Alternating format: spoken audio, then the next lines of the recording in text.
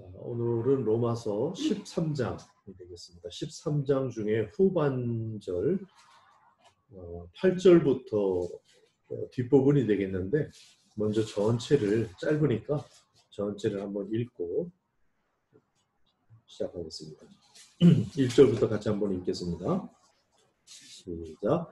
각 사람은 위에 있는 권세들에게 복종하라. 권세는 하나님으로부터 나지 않음이 없나니 모든 권세는 다 하나님께서 정하신 바라. 그러므로 권세를 거스르는 자는 하나님의 명을 거스름이니 거스르는 자들은 심판을 자취하리라. 다스리는 자들은 선한 일에 대하여 두려움이 되지 않고 악한 일에 대하여 되나니 내가 권세를 두려워하지 아니하렸느냐. 선을 행하라. 그리하면 그에게 칭찬을 받으리라. 그는 하나님의 사역자가 되어 내게 선을 베푸는 자니라. 그러나 내가 악을 행하거든 두려워하라. 그가 공연히 칼을 가지지 아니하였으니 곧 하나님의 사역자가 되어 악을 행하는 자에게 진노하심을 따라 보응하는 자니라. 그러므로 복종하지 아니할 수 없으니 진노 때문에 할 것이 아니라 양심을 따라 할 것이라. 너희가 조세를 받는 것도 이로 말미암으니라. 그들이 하나님의 일꾼이 되어 바로 이 일에 항상 힘쓰느니라.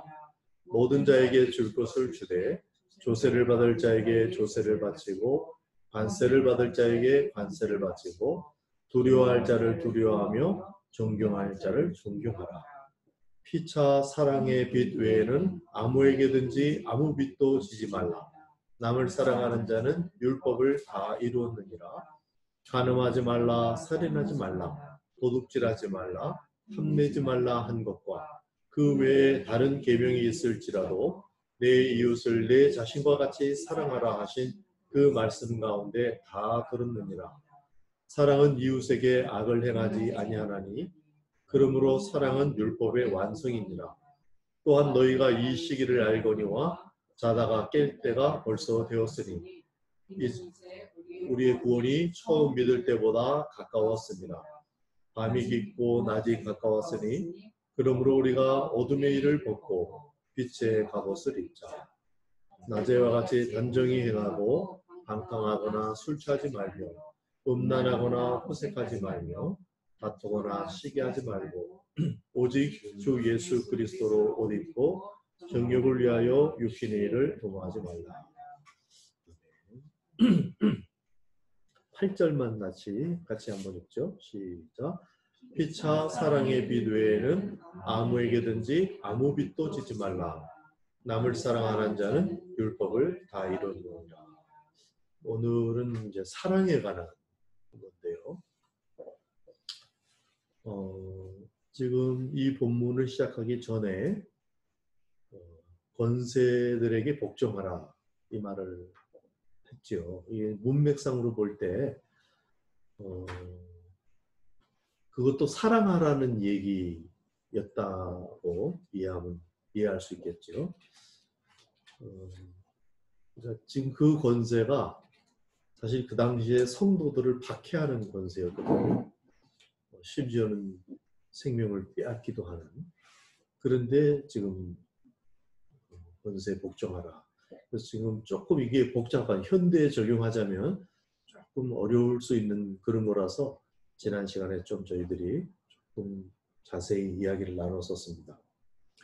그것은 이제 지난 시간이었고 이제 사랑 이야기로 본격적으로 이제 들어가는데 짧은 내용이지만은 사실 엄청난 내용이 함축되어 있다 할 수 있겠어요.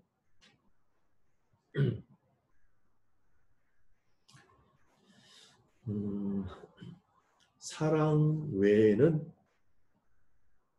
아무에게든지 아무 빚도 지지 말라. 그리고 사랑하면은 율법을 다 이루는 거다. 10절에는 사랑은 율법의 완성이다. 이렇게 말했습니다. 그 말은 사랑 외에는 힘을 빼라. 한번 따라해 주세요. 사랑 외에는 힘을 빼자. 그러니까 세상에 힘줄 게 아무것도 없다는 말이에요. 심지어는 지금 자기를 죽이려고 하는데 앞에 권력 얘기입니다. 영장에서.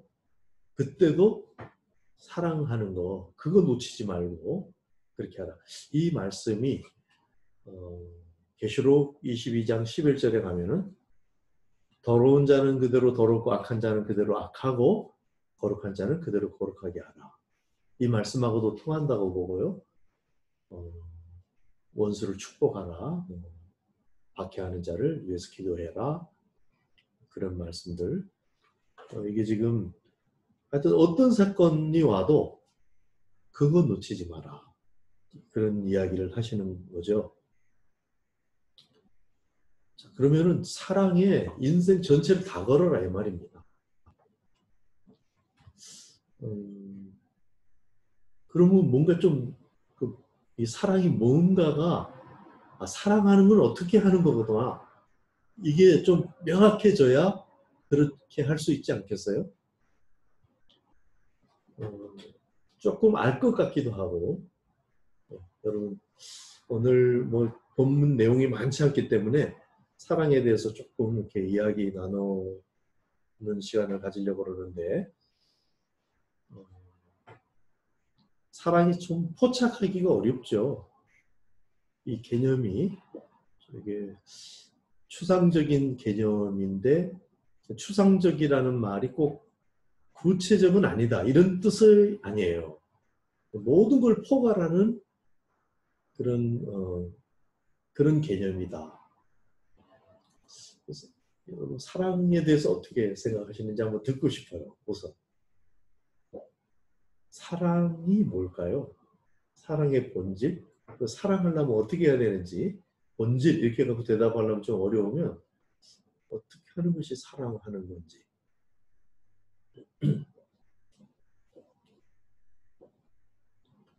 사랑이 무엇이냐고 물으신다면 눈물의 씨앗이라고 말하겠어요. 이런 노래도 있죠. 아 몰라요? 예. 사랑의 미로 분명히 사랑하려고 그러는데 그게 막 헤매는 거예요.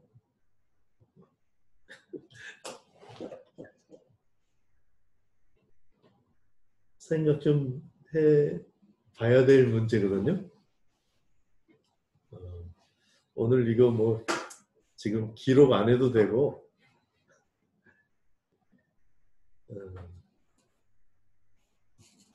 은경자매님 뭐예요? 사랑이?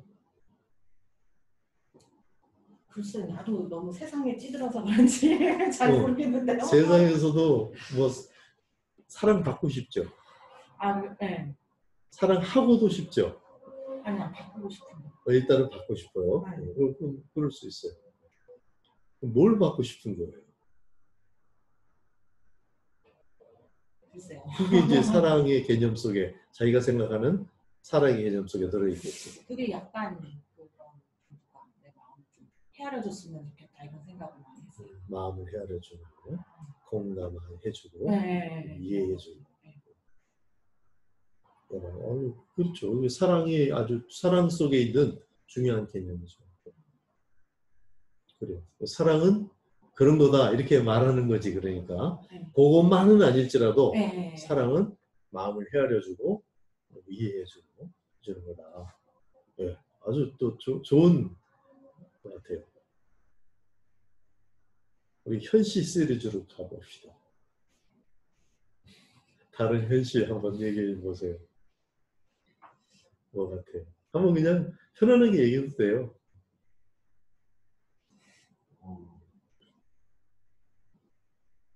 상대방을 위해 희생할 준비가 되어 있는 마음. 상대방을 위해서 희생할 준비가 되어 있는 마음. 네. 그게 지금 자기 마음이다. 목숨까지. 그러니까 예수님이 자기 목숨을 대신 주는 것보다 더 큰 사랑은 없다. 그런 표현도 하셨죠. 친구를 위해서.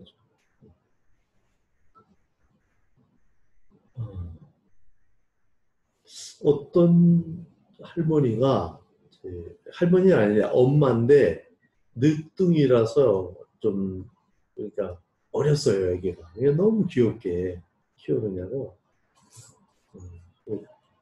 막 잘해주려고 막 하고 막 밥 입에다 넣어주고 단 거 많이 주고 그래가지고 이도 다 나가고 당뇨 걸렸어요 애기가.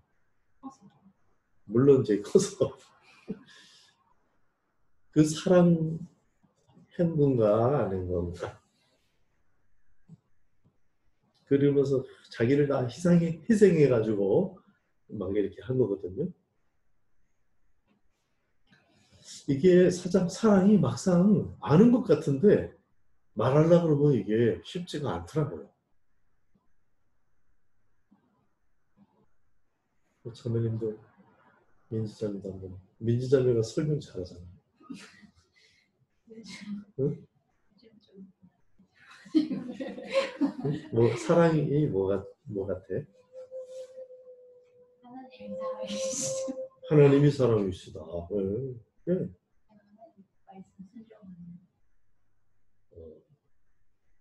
하나님의 말씀을 순종하는 거 그게 사랑이다. 이 대답에 대해서 어떻게 생각해요?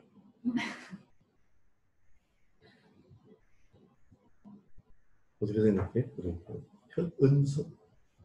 성은이 은성. 하나님 말씀에 순종하는 게 사랑이다 이렇게 말했어요. 말씀에도 사랑이 중요하다 말씀하시니까 맞는 말 같습니다. 말씀에 순종하는 게 곧 사랑을 실천하는 뭐 이게 듬성듬성 얘기해도 그 공간을 이렇게 메꿔주는 사랑. 잘했어요. 참 이게 사랑이 포착하기가 어렵습니다.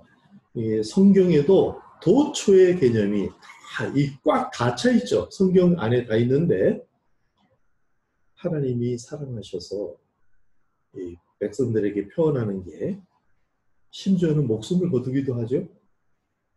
그런 장면들 있죠. 구약에 보면은. 근데 하나님은 사랑이셔요. 그러니까 지금 순종하는 거다 이렇게 표현하는 게 뭐 앞뒤가 어떻게 돼서 나왔는지 몰라도 뭔가 굉장한 뭐가 또 있고요. 세상 만사에도 사람들의 생각이 막 사랑에 대한 생각이 가득해요. 그래서 노래와 작품과 이런 데 다 사랑이라는 말이 있고 사랑이 중요한 거는 알아요. 사람들이 대체로. 근데 그게 전부다. 이렇게까지 아는 사람은 많지 않은 것 같아요. 그렇게 안다면 노인들은 다 사랑의 대가가 돼야 마땅하죠. 세월을 계속해서 그렇게 하나의 주제로 계속 살아가고 연습하고 안 되면 또 하고 이렇게 해갖고 안 되면 또 하나님의 은혜를 구하고 이렇게 해갖고 만약에 시간을 몇십 년을 보낸다면 계속 그 사랑 안에서 성장하지 할 거 아니에요? 그러면 나이가 먹을수록 아주 사랑을 잘하고 사랑의 고수들이 되어야 될 텐데 의외로 그렇지 않은 현상들을 우리는 많이 보죠. 그만큼 이게 뭔가 초점이 안 맞고 있는 것이다. 우선 사랑을 자기 인생의 전공으로 삼으려는 사람이 많지 않다. 이게 근데 굉장히 말이 안 되는 거거든요. 인생은 그러니까 성경을 안다면 성경을 모르면 사실 어쩔 수가 없이 헤맬 수밖에 없을지도 모르죠. 근데 성경을 읽고 성경을 안다면 정말 무엇이든지 다 희생해서 사랑만큼은 내가 잘할 수 있는 사람이 되어야 되겠다 하는 방향으로 초점을. 그래서 지금 이 시작에서 아무 빚도 지지 말라. 이거는 이제 뭐 사랑 외에는 힘을 빼라 제가 이렇게 번역을 했는데 조금 더 자세히 하면 피차 사랑의 빚 외에는 아무에게도 아무 빚도 지지 말라. 그러니까 사랑의 빚은 져라 이런 말이죠. 사랑의 빚은 져도 된다. 그러니까 사랑을 또 막 희생한다 그러면 막 내가 주고 내가 하고 그런 걸로 생각할 수 있는데 사랑을 받는 것 이것도 필요하다. 사랑은 누가 날 이렇게 해주려고 하거든 그 사랑을 받아라. 그 빚은 지어라. 이게 이제 겸손하게 만든 8절에서 10절 그 모든 것에 힘을 빼고 사랑하고 사랑받는 일에만 집중해라. 이 말. 이것을 철저히 결심하는 거. 저도 잊어버렸다가 다시 성경을 읽으면서 맞아 그렇지. 이게 이렇게 다시 그러니까 우리가 성경이 캐논이라 그러죠. 기준점이 돼가고 조금 생각이 삐뚤어졌다가도 성경을 바로 읽기 시작하면 다시 생각이 돌아오고 그 돌아오는데 어디로 돌아와야 되느냐. 하나님의 말씀 그러면 이게 막연해질 수 있으니까 그 초점이 사랑이다. 그렇다고 해서 사랑이 뭐냐를 지금 제대로 말한 건 아니에요. 고린도전서에도 한 장을 하려 했죠. 항상 중요한 개념은 한 장 정도를 하려 합니다. 그래서 믿음장, 사랑장, 은사장 이런 식으로. 근데 사랑장, 고린도전서 13장은 한 장을 사랑에 대해서 쭉 이야기를 하니까 거길 또 참고해봐도 도움이 되겠죠. 대충 우리가 알아야 될 거는 하나님이 사랑이시다. 그러니까 하나님의 형상도 사랑이죠. 우리도 그러니까 사랑이라 해야 되고 예수님 닮는다 이 말도 사랑한다는 말이에요. 그러니까 다시 말해서 사랑이 뭐냐? 예수님 닮는 거다. 순종하는 거다. 이렇게 연결되는 거예요. 하나님의 말씀을 순종하는 것이다. 또 사랑은 성령의 열매입니다. 뭐라고요? 성령의 그 다음에 뭐요? 업적이 아니고 나의 업적이 아니고 나의 열매가 아니고 성령의 열매다. 그죠? 그 말은 성령께서 하시는 일이다. 이 말이에요. 내가 하는 일이 아니다. 이 말이에요. 다시 또 말하면. 그러면 나는 배제되고냐? 그렇지는 또 않아요. 하나님이 인격적으로 우리를 하시기 때문에 우리를 다스리시면서 우리는 인격으로 거기에 반응해서 그러면 성령께서 우리 안에서 열매를 맺으시는데 그 이름이 사랑인데 성령의 열매가 사랑과 희락과 화평과 이렇게 9가지로 돼 있죠. 그게 단수인 것은 여러분 아셔야 됩니다. 9가지면 보통은 우리 이해로는 복수잖아요. 근데 그게 단수로 돼 있다. 단수인데 9가지로 돼 있어요. 그 말은 한 덩어리가 이런 모습 저런 모습으로 보인다. 그 대표 이름이 사랑이다 이 말이에요. 사랑, 어떤 때는 희락, 어떤 때는 온유 이런 식으로 그 면이 단면이 그렇게 보인다. 근데 그게 사랑이다. 그걸 이제 헬라어에서는 아가페라는 단어를 쓰고 있죠. 그러니까 하나님이 율법을 주셨어요. 율법은 뭘까요? 갑자기 하나님이 사랑이신 하나님이 사랑 아닌 동작을 했을까? 그게 아니죠. 사랑하신 거예요. 사랑을 주신 거예요. 그러니까 율법도 사랑이에요. 원래 개념이. 근데 지금 우리가 잘못이라기보다 좀 상황에 맞게 비틀어진 상황에 맞게 쓰다 보니까 사람이 율법적이야. 그러면 좀 이렇게 뉘앙스가 다르죠. 근데 원래 율법이라는 이 말 자체가 하나님께로부터 나온 모든 것은 다 사랑이에요. 그러니까 율법도 사랑이고 당연히 복음도 사랑이죠. 그 안에 사랑이 있는 것, 사랑을 찾아내야 돼요. 어디서든지 사랑이 다 있어요. 그러니까 믿음, 소망, 사랑 이 3가지는 항상 있을 것인데 그 중에 제일은 사랑이다. 지금 로마서는 믿음에 관한 책이었잖아요. 역시 또 믿음이라는 말은 어떤 교리에 대한 동의가 아니라 하나님과 신실한 관계에 관한 이야기다. 이렇게 말씀드렸어요. 그러니까 신실함에 관한 교리예요.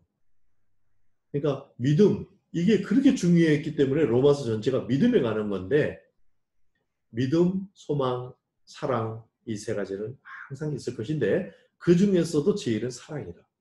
그러니까 로마서에서 기초로 믿음을 까는 거지 세우기는 사랑을. 그래서 이제 이 뒤에 12장 이후는 다 사랑 이야기입니다. 그래서 지금 권력에 복종하는 거, 이게 조금 복잡한 그 현대에서 이걸 어떻게 풀어야 되느냐 하는 건데, 사실 이건 어떻게 사랑을 잘할 것인가, 이 문제로 들어가면 사실 의외로 쉽게 풀릴 수 있어요. 이쪽과 저쪽이 막 논리를 가지고 막 경쟁하고, 이 논리도 탄탄하고 이 논리도 탄탄해요. 그래서 논리로는 더 이상 둘 중에 어떤 논리를 선택할 수 없는 지경에까지 갔을 때 어떻게 할 것이냐. 사랑하는 사람한테는 길이 있다는 거예요.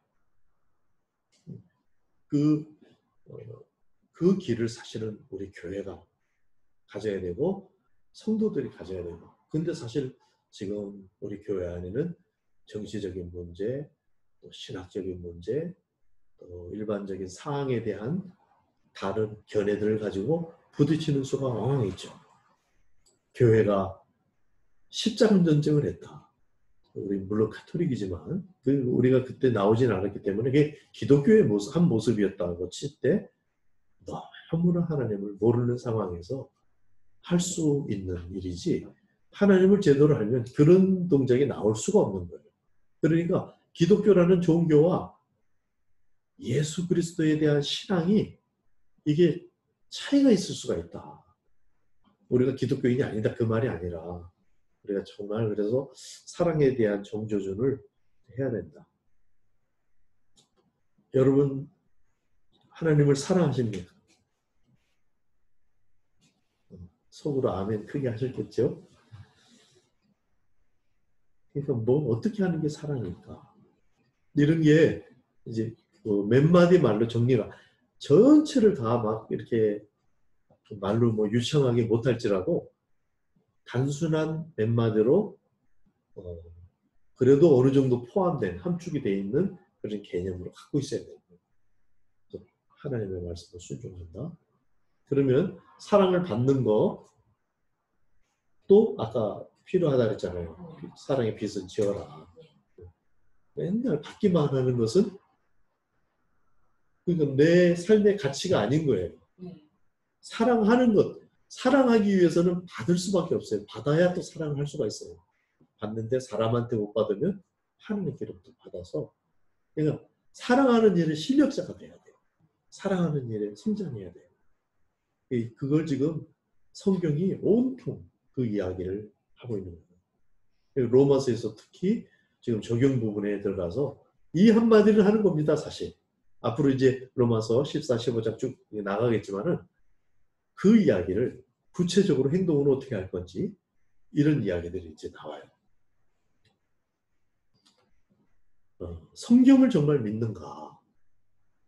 성경의 구체적인 내용들을 하나씩 믿는데 사랑을 못해. 사랑을 몰라. 그러면 아무것도 모르는 것과 다르지 않다. 그런 겁니다.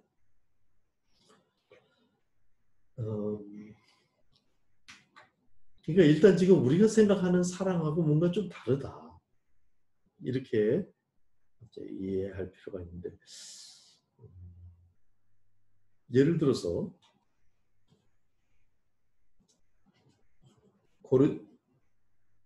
고린도전서 13장에 보면은 내 몸을 불사르게 내어줄지라도 사랑이 없으면 아무 유익이 없다. 자, 내 몸을 불사르게 내어줄 수가 있을까요? 사랑 없이. 가능할까요? 우리가 생각하는 사랑이 없이 자기 몸을 불사르게 내어줄 수 있느냐? 우리 생각에는 없죠? 그렇다면 우리 생각이 지금 성경이 말하는 사랑하고 개념이 조금 다르다. 이렇게 이해를 해야 됩니다. 다르다기보다 겹치겠죠. 겹치는데 뭔가 중요한 게 빠졌다. 이렇게 이해를 해야 되는 거죠. 갈라디아서 5장 6절에 보면은 그리스도 예수 안에서는 할례나 무할례나 효력이 없으되 사랑으로서 역사하는 믿음뿐이니라.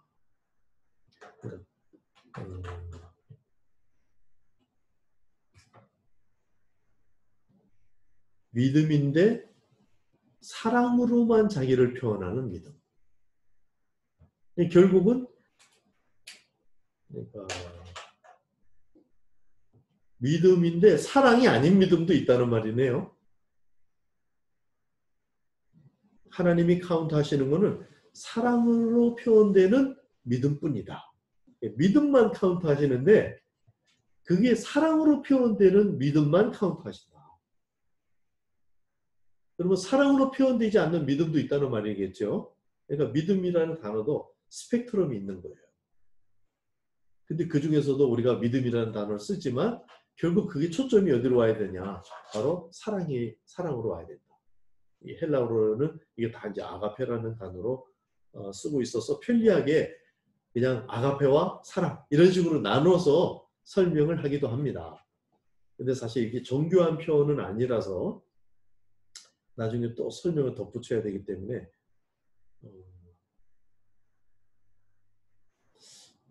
그래서 하여튼 그 하나님 지금 우리가 이게 사랑이 진짜 전부구나. 천국에 들어가는 것도 사랑이 준비된 사람이 들어가는 거예요. 그러니까 예수님이 구원받는다 이 말이 사랑이 준비된다 이런 말이에요. 성령의 열매가 준비된다. 그런 말이죠.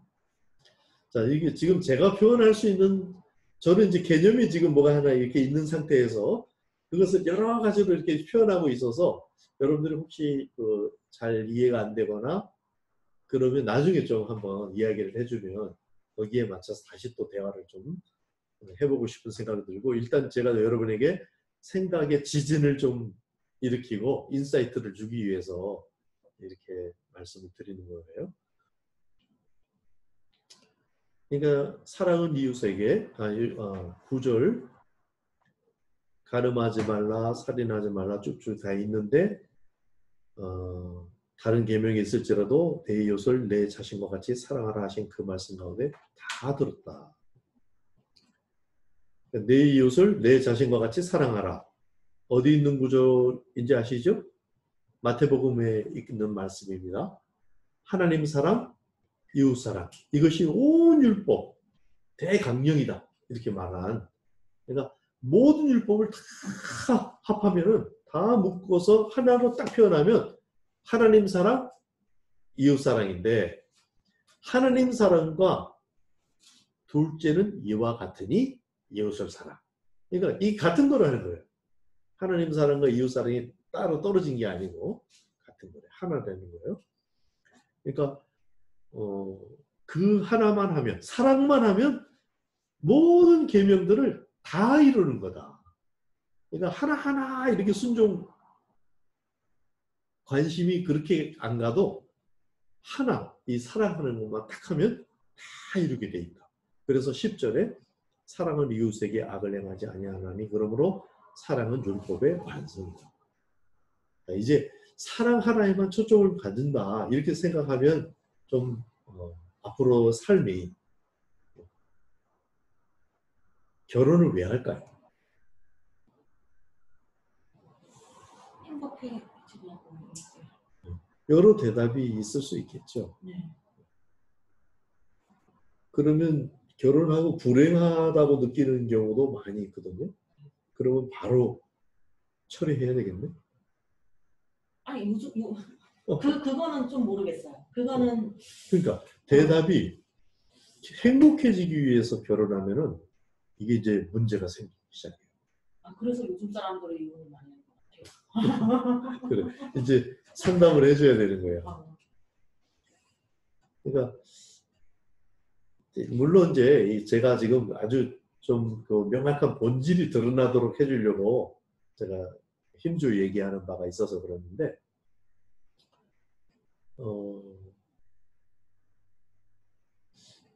그러니까 사랑을 배우기 위해서 한다 이렇게 말하면 가까울 것 같아요. 또 다른 표현도 있겠어요. 사랑을 한다, 사랑을 받는다 이 말도 맞겠는데 혹 그렇게 그게 모자랄지라도 사랑 안에서 성장하기 위해서 사랑을 배우고 사랑 안에서 성장하기 위해서 그럼 결혼만 그런가요? 그게 아니에요. 공부하는 거 지금 이 성경을 우리가 배우고 하는 거 교회에서 예배하고 봉사 이 모든 게 다 사랑을 배우고 어떤 환경에 누가 그 아픔을 겪었어요. 이것을 사랑하는데 성장하는 용도로 쓰면 이 아픔과 어려운 상황이 다 재구실을 한 거예요. 이게 버릴 내용이 아닌 거예요. 그러니까 굉장히 좋은 거예요. 어떻게 보면. 그러니까 그걸 키워주니까 사랑. 이렇게 이해할 수 있다.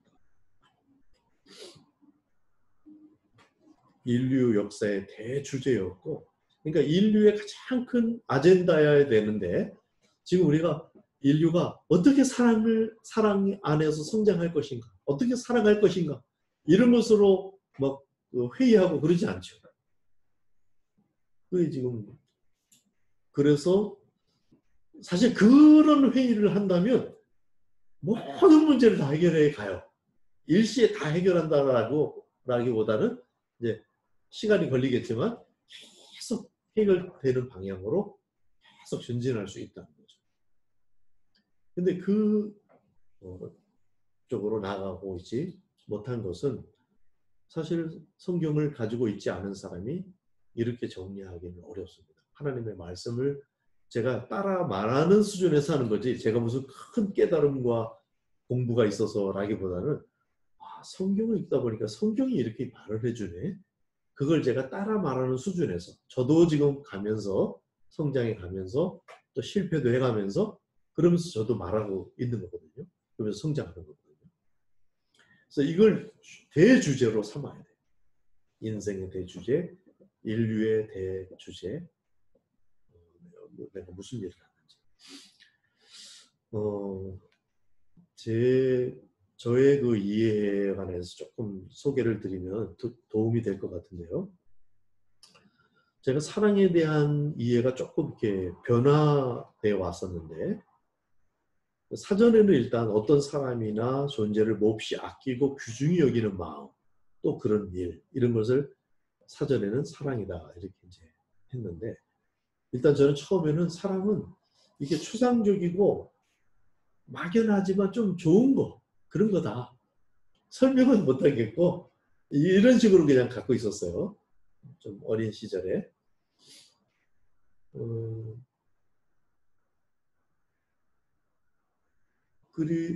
그러면서 또 어떤 생각이냐면 사랑이라는 거는 좀 이게 절대적으로 사랑이라는 어떤 정의가 있고 본질이 있고 이런 것보다는 상대적으로, 그래서 상대적이어서 그다음에 좀 그 이성적으로 딱 얘기할 수 있는 내용이 아니라 좀 감성적인 것이고 그렇게 좋은 거, 뭐 이런 식으로 생각을 했어요.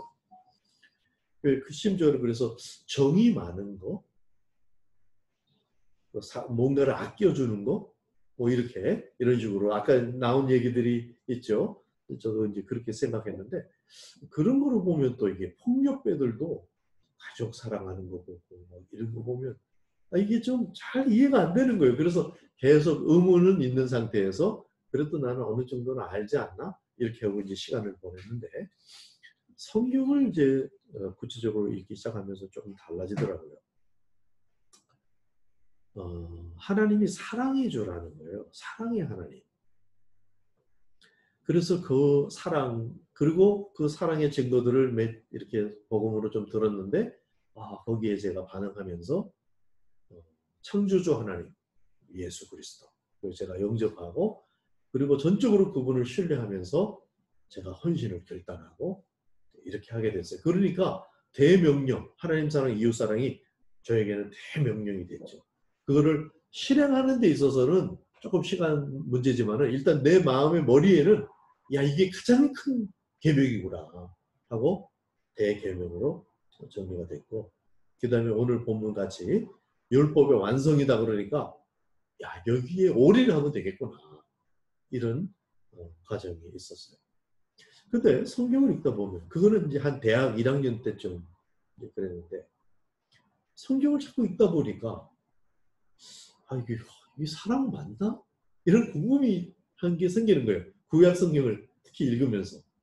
그 다음에 구약 성경 아니라도 이 시대를 이렇게 보면서 사랑의 하나님이 살아계시는데 왜 이렇지?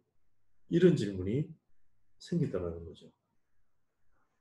그리고 이것 때문에 제가 굉장히 고민을 하면서 성경도 읽고 책도 읽고 기도도 하고 근데 제 지식이 부족해가지고 정리가 안 되더라고요. 그래서 어떻게 정리를 했냐면 하나님이 사랑이라니까 사랑일 줄로 알자 그냥. 포기하는 거죠. 내 생각으로는 더 이상 이길 수가 없더라고요. 하나님은 자기가 정말 사랑이라고 진지하게 주장하고 계시더라고요. 성경에서. 내가 볼 때 이건 사랑 아니지 않나? 이런 것도 그대로 있는데도 그러면 전능하신 하나님, 지혜가 무궁하신 하나님이 나의 이 짧은 지혜를 갖고 내 머리를 이해 안 됐다 그래서 내가 옳고 하나님은 틀리고 그럴 수는 없지. 그러니까 그냥 엎드린 거예요. 하나님이 자기가 사랑이라고 주장하시니까 사랑이 맞겠지. 이제 이렇게 굴복을 했었습니다.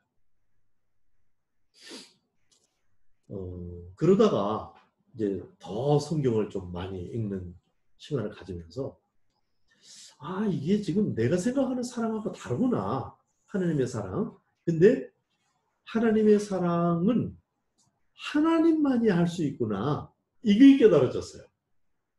지금 하나님의 사랑을 그냥 세상 사람 방식으로만 아니라 그걸 하지 말라는 아니지만 그런 방식으로만 아니라 하나님의 사랑으로 해라. 이 말인 거예요.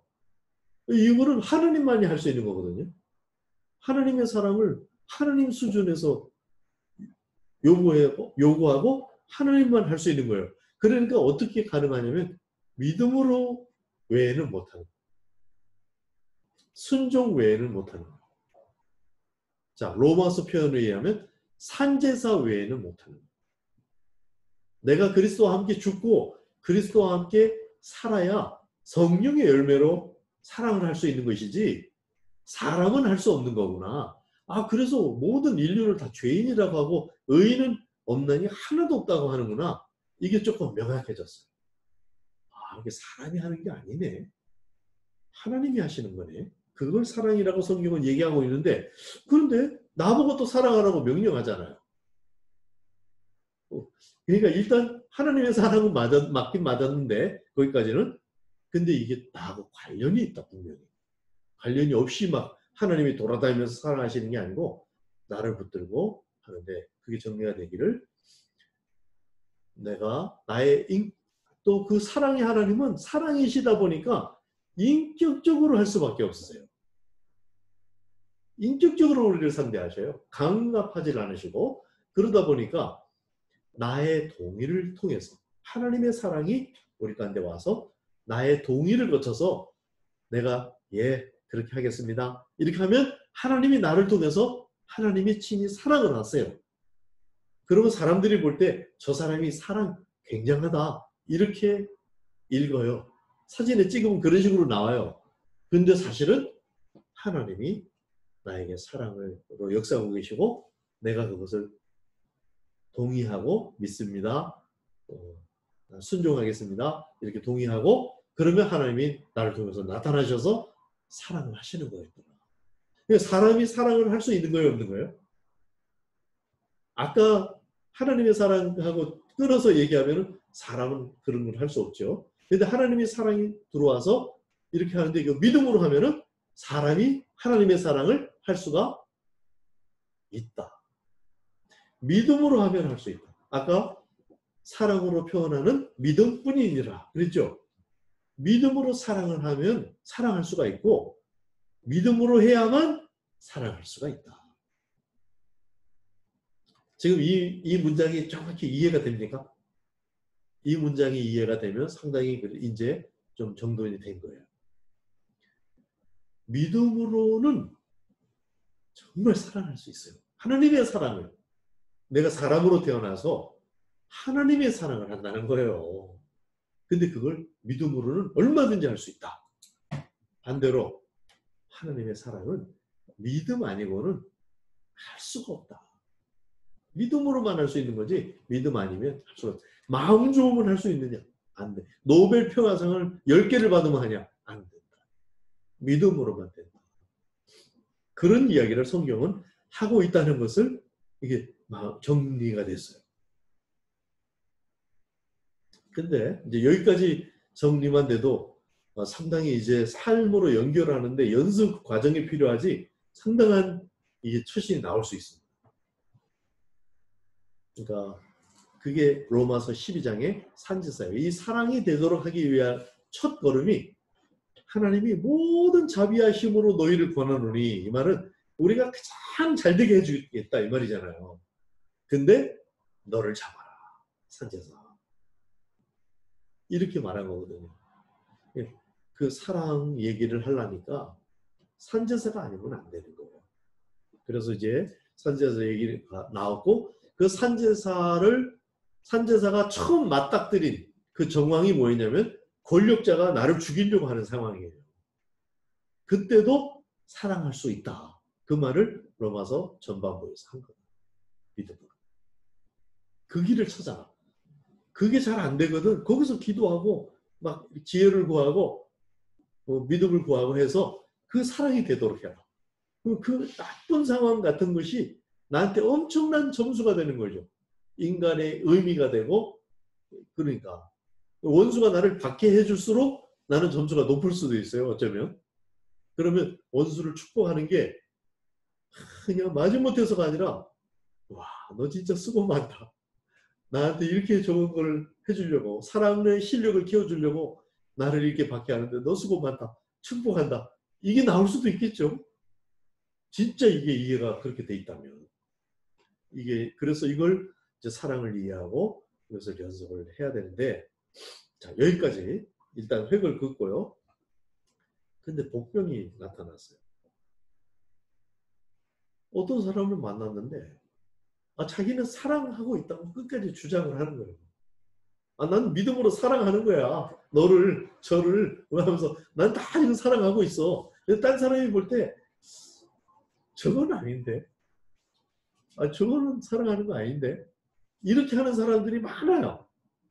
이게 좀 저한테 생긴 복병이에요. 믿음으로 자기는 사랑한다는 거예요. 그리고 다른 사람이 그 믿음을 막 이렇게 챙겨서 볼 수는 없잖아요. 하나님과의 관계니까. 함부로 판단을 할 수는 없지만은, 현상으로 볼 때 그거 아닌데, 이렇게 될 수 있다는 거죠. 그러니까 뭐 사랑한다는 사람이 그러냐? 뭐 이런 질문이 나오고, 그때 이제 하나 더 묵상하게 된 게, 그러니까 사실 이게 높이 올라가면 다시 이게 가장 밑에 거와 통하고, 가장 밑으로 내려가면 또 가장 높은 것과 통하고, 그런다는 그 인문학적인 원리가 있잖아요. 그죠? 극과 극은 또 만난다 그러고, 그런 말이 있듯이 다시 처음에 나왔던 이 두 분이 지금 기가 막히게 말을 해준 거예요. 지금 우리 결론에 아주 중요한 부분들을, 이게 이제 믿음으로 하는 이야기, 그 다음에 공감하는 이야기 나왔잖아요. 지금 내가 사랑하는데, 자, 이렇게 다시 한번 말해봅시다. 사자와 소가 이제 서로 저하게 됐어요. 사자는 소에게 토끼를 확 물어가지고 피가 뚝뚝 떨어지는 싱싱한 토끼를 소에게 갖다 주는 거예요. 잘해준다고. 소는 어떻게 했어요? 불편하겠죠. 깜짝 놀랄 일이지, 먹지도 못하고. 소는 지푸라기만 자꾸 갖다 주는 거예요. 자, 사랑하는 거예요. 그건 약간 인본적인 사람인 것 같아요. 사랑은 사랑이네. 네. 왜 이렇게 통찰력이 있어? 네, 전에 은근히 있어. 전에 제가 전 교회에서 겪었던 일이에요. 그러니까 그게 그분은 이제 자기를 나를 잘해준다고 하는데 그 자기 중심적이더라고. 그리고 자기 중심적인 그런 거 있잖아요. 그래서 그 관계가 더 불편해지더라고. 그렇구나. 그러니까 차라리 안 해주는 것만이도 못한 그런 사이가 돼버리더라고. 그래. 일단 거기서 알아야 될 거는 그게 사랑이에요, 아니에요? 일단 그거를 분명히 하고 넘어갈 필요가 있어요. 사랑일까요, 아닐까요? 내가 이제 중국에서 목사님 보고 둘이 꼭 그런 거 하고 있는 게, 내가 그래서 그 비유를 들었어요. 사랑 아니에요. 너무 힘들어 한다고. 사랑 아니라는 거야. 잘 생각해 보세요. 소가 왜 그걸 자꾸 갖다 주겠어요? 사자가 왜 그걸 자꾸 갖다 주겠어요? 잘 생각해 보였어요? 사랑하는 거예요? 안 하는 거예요? 사랑하는 거잖아. 근데 미숙할 뿐이에요. 미숙한 사랑이지 사랑은 사랑 아니다 이래버리면 길이 안 나와요. 오해하면 사랑 아닌 걸로 오해를 하면 진짜 쌈박질이 일어나고 당신은 왜 나를 이렇게 힘들게 하냐 뺏게는 안 되겠지. 근데 이게 사랑이네? 여기서부터 이제 출발해요. 근데 사랑은 사랑인데 미숙한 사랑이다. 그 정도로 이해가 되는데 마태복음 7장 12절 한번 가보세요.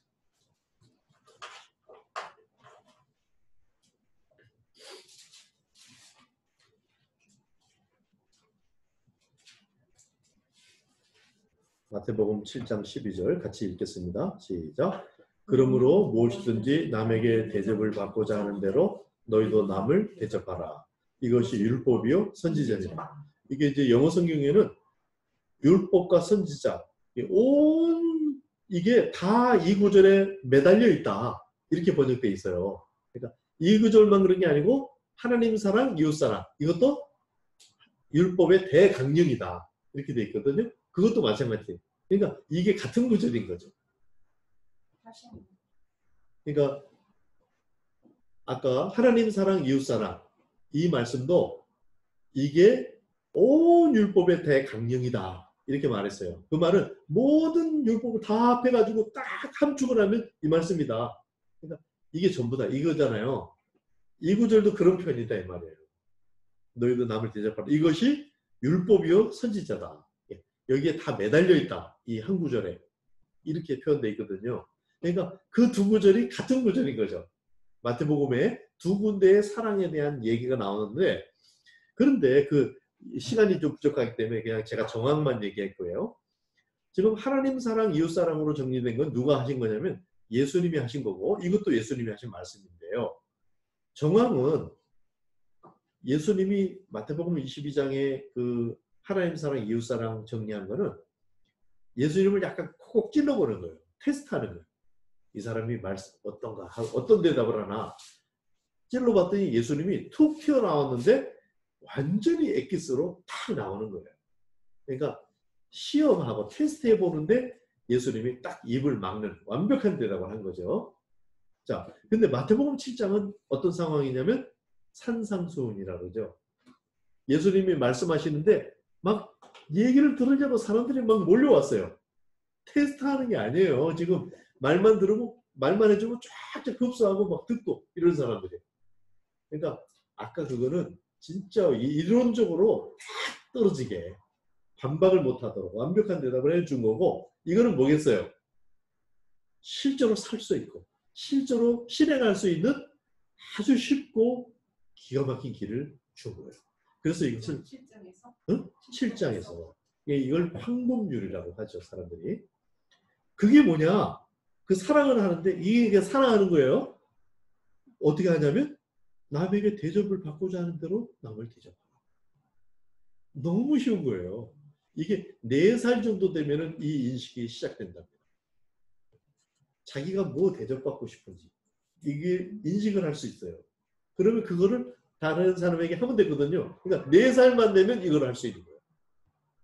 그러니까 이 말이 얼마나 기가 막힌 말이에요. 사랑을 실천할 수 있다. 그러니까 예수님이 지금 그러니까 남에게 대접받고자 하는 대로 너희도 남을 대접하라. 자, 아까 소하고 사자 생각해 보세요. 이렇게 하고 있나요? 이렇게 하고 있지 못한가요? 이렇게 하고 있죠. 그죠?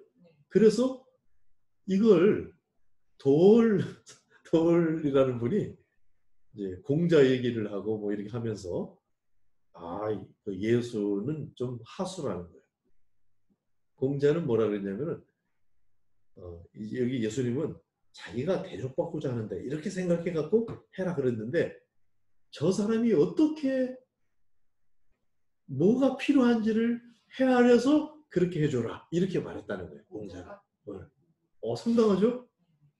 그렇게 말하니까 맞아. 공자가 더 수준 높게 말했네? 수준 높긴 높은데 그걸 정말 할 수 있을까요? 거기서부터 시작을 할 수 있을까요?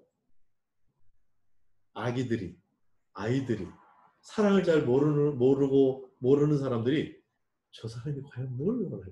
이래가지고 사실 소와 사자도 그거를 한 거예요, 사실은. 그런데 안 된다, 이거. 거기서 길이 안 나와. 그런데 이제 나로부터 시작하면은 막 하다 보면은 이게 아니네가 와. 아까 저 사람이 자기 입장에서만 해주네? 이게 오잖아요. 자기도 사실은 이런 묵상들 얘기하고 이렇게 교제를 하고 사랑에 대해서 계속 고민하고 이러면 사실 그게 온다. 이상한데 나는 사랑한다고 하는데 왜 저 사람이 힘들어할까? 이게 오거든요. 그러면 거기서 수정이 일어나는 거예요. 똑같은 이게 계속 가는데 내가 대접하고 나도 사실 저 사람이 계속 저러는데 나는 좀 불편한데 그러면 배우는 거지. 이렇게 하면 불편하구나. 그러니까 우리나라 사람들이 뭐라고 기가 막히게 표현했냐면 입장을 바꿔놓고 생각해봐라. 너무 쉽게 표현했어. 입장을 바꿔놓고 생각해봐라. 진짜 쉬운 표현이죠. 예수님이 하신 말씀이에요. 그게. 그래서 사랑은 여기에는 좀 그걸 이렇게 쉽게 표현되어 있는데 요즘 그 학문적인 표현으로 말하자면 공감 능력을 사용해야 된다. 여기 이 남을 대접하고자 자기가 남에게 대접받고자 하는 대로 남을 대접하는 이것을 자꾸 하다 보면 이제 사람을 알게 되고 자기를 알게 되고 하면서 공감 능력이 조금씩 커가는 거예요. 사랑은 두 가지로 돼 있어요. 하나는 올바른 지식. 사랑이 뭔지를 알아야 돼요. 사랑이 뭔지 말할 수 있어야 돼요. 앞으로. 사랑의 본질이 뭔지 그걸 말할 수 있어야 되고 그 다음에 그것을 공감 능력을 가지고 실행해야 돼요. 그냥 사랑은 이런 거니까 나는 이렇게 했으니까 믿음으로 한 거야 하고 주장하면 되는 게 아니라 공감 능력을 가지고 그 지식을 실천을 할 때 사랑이 이루어진다. 그것이 이 본문이 바로 마태복음 22장은 그 지식, 완전한 사랑에 대한 정의에 가깝다면 여기는 이 공감 능력의 시작점이에요. 자, 그러면 사랑이 뭐냐? 다시 사랑의 본질은 무엇일까? 어떤 게 사랑입니까? 한번 자기 말로 이제 한번 정리해 봅시다. 사랑은 뭐 어떻게 하는 어떤 게 사랑이에요?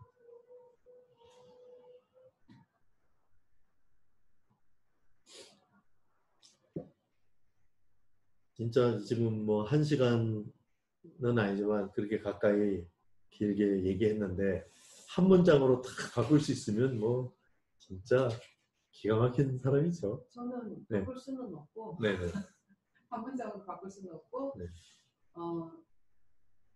지금 사랑을 하고자 하는 사람이 네. 산제사를 거쳐야만 네. 그 공감 능력이 부비가 되는 거예요. 나 혼자 있으면 올바른 지식이 네. 안 되든지 네. 아니면 올바른 지식만 있든지가 되는데 이것을 산제사라는 이제 그 하나님과의 관계에서 나오는 그것이 딱 우리에게 장착이 되면은 그 다음부터는 그 마태복음 7장에서 나오는 황금률을 내가 나한테는 이게 필요해 지금 뭐 아니 현금이 필요해. 그런데 어떤 사람은 옷을 사줘. 옷 사고 이걸 바꿀 수가 없잖아요. 내가 다시 환불을 할 수가 없잖아. 근데 그 산제사라는 그 지금 하나님께서 우리에게 주신 그걸 성육신을 통해서만 그 상대방의 그거를 읽을 수 있을 것 같아요. 마음에 그 참을 들여다볼 수 있는 그 지혜가 거기서만 생기는 것 같아요. 그렇습니다. 그러니까 근데 이제 받는 사람도 사실은 피차 사랑으로 이걸 잘 받으려면 받는 사람도 또 산제사로 들어가면 뭐가 와도 그걸 또 받을 수 있어요. 이게 산제사가 길인 거예요. 그러니까 아멘하여 하나님께 영광 돌린다 이렇게 말할 때 그 아멘이 산제, 입으로 아멘으로 시작하지만은 정말 생명으로 아멘이고 산제사의 아멘이에요. 그러면 하나님이 친히 일하신다. 그래서 제가 이제 이 시점에서 사랑을 한번 한 문장 정도로 얘기해 보자면 성경이 말하는 사랑은 하나님의 사랑이 나의 인격의 동의를 거쳐서 나타나는 것이다. 이게 성경이 말하는 사랑이고 또 같은 말이지만 또 표현하면은 나의 성품을 통해서 하나님의 사랑이 나타나는 것이다. 그러니까 나와 하나님이 연결되어 있지 않을 수가 없는 거예요. 그걸 믿음으로 산다고 하는 거고 성령 충만하다고 하는 거고 산제사의 삶이라고 얘기합니다. 11절 또한 너희가 이 시기를 알거니와 자다가 깰 때가 벌써 되었으니 이는 이제 우리의 구원이 처음 믿을 때보다 가까워졌습니다. 지금 점점 시간이 지날수록 우리의 구원이 가까워진다. 이 구원은 그럼 뭐겠어요? 여기서 이 관점으로 얘기한다면 구원이 뭐냐면 사랑이 회복되는 거죠. 믿음이 회복되는 거죠. 믿음이 회복된다는 말은 하나님과의 신실한 관계가 회복되는 거예요. 그러니까 내 안에 신실함이 자리 잡기 시작하는 거예요. 그게 믿음의 회복이고 그리고 그것은 당연히 사랑이 회복되는 쪽하고 연결이 되어 있고 그래서 구원은 또한 영혼의 구원을 받는다 이렇게 말할 때 몸은 구원 못 받고 영혼이 중요하다 이런 이분적인 얘기를 하는 것이 아니라 우리의 생각, 사고, 느낌 이런 그런 부분이 다 구원을 받는 그런 생각이 온전히 다 변하는 그것이 궁극적으로 추구하는 구원이다 하고 베드로가 믿음의 결국 곧 영혼의 구원을 받는다는 그 말입니다. 자, 밤이 깊고 낮이 가까웠으니 밤이 깊고 낮이 가까웠으니 이제 낮과 같이 단정히 행하라 그러는데 근데 지금 밤이에요 낮이에요? 이것도 말을 하고 있어요. 굉장히 정교한 표현이에요. 진짜 성경은 지금 뭐 이제 대낮이다 이제 이렇게 말은 하진 않았어요. 지금도 여전히 밤이라는 거예요.